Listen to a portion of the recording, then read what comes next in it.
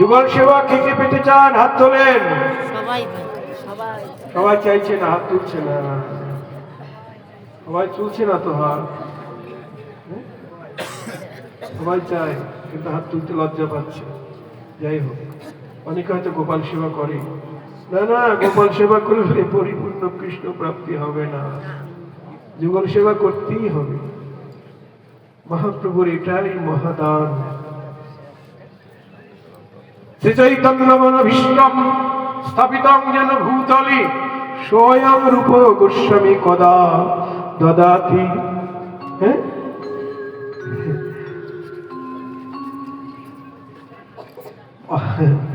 রূপ গোস্বামী কদা দদাসি স্বপদম ভুজম।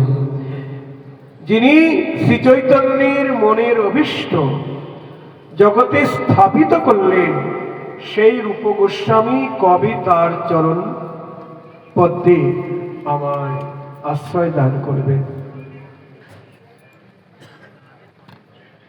দেখুন, শ্রী চৈতন্যের মন অভিলাষ কি? ব্রজে রাধা কৃষ্ণের যুগল সেবা। এই ছায় গোসাই যাবে ব্রজে কইলেন বাস। তারপর কি? রাধা কৃষ্ণের নিত্য লীলা করিলেন প্রকাশ। এই ছায় গোসাই যাবে করুণা করিবে, ব্রজে রাধা কৃষ্ণ সেবা অবশ্য পাইবে। ব্রজে রাধা কৃষ্ণ সেবা অবশ্য পাইবে। এই ছায় গোসাই যার মই তার দান, মই তার দান। তা সবার কদরের মোর পঞ্চগ্রাস।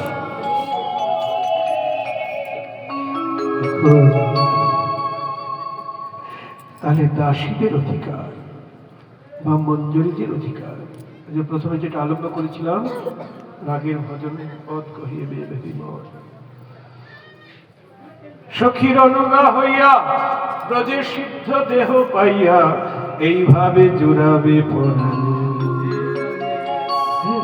ব্রজের সিদ্ধ দেহ প্রাপ্ত হতে হবে।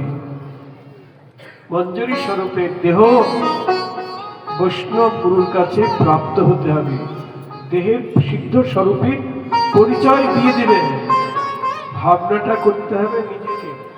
দেখো, যেমন আপনি মনে মনে সংকল্প করলেন 5তলা বাড়ি বানাবো মনে মনে, তারপর ইঞ্জিনিয়ার এসে নকশা করে দিলেন, ম্যাপ তৈরি করে দিলেন, তারপর এবার রাজমিস্ত্রিকে বললেন এই নকশা দেখে বিল্ডিং বানিয়ে দাও।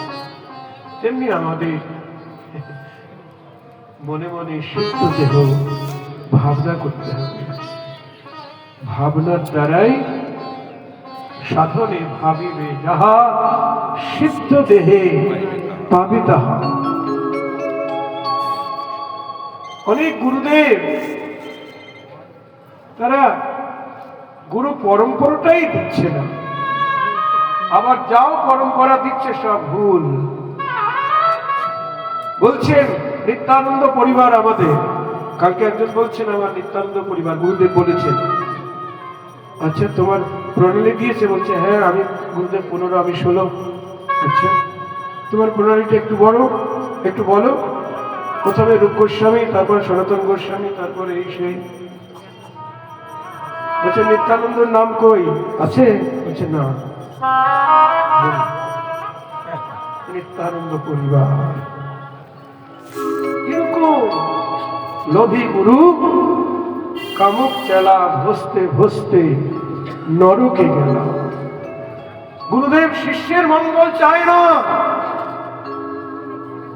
নিজের স্বার্থ সিদ্ধির জন্য গুরুগিরি করছে।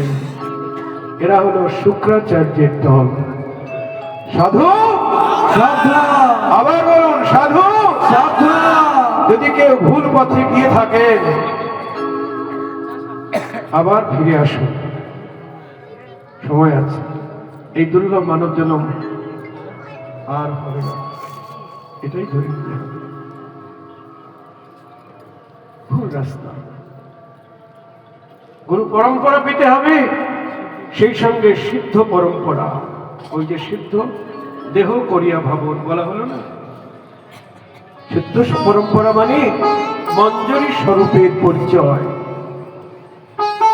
যেমন গুরুদেব আমার নবদ্বীপের একটি নাম দিয়েছে, আমি যখন গৌর কিশোরের সেবা করব তখন আমি আমার কিশোর ভাব, আমার 12-13 বছর বয়স, কিশোর বয়স না হলে বুড়া মানুষ হলে তো সেবা করতে পারবো না।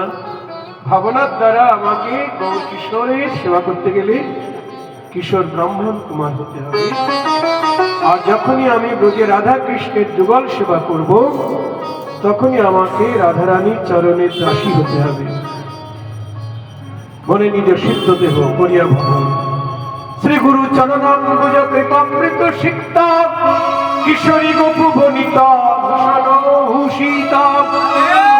নিজেকে কিশোরী ভাবতে হবে, গোপবনিতা ভাবতে হবে। আমি গোয়ালার ঘরের বউ, আমি কিশোরী, আমার বিয়ে হয়ে গেছে, বিয়ে তো হতেই হবে, তাহলে পরকীয়া রস আস্বাদন হবে না। রাধারানীরও স্বামী আছে,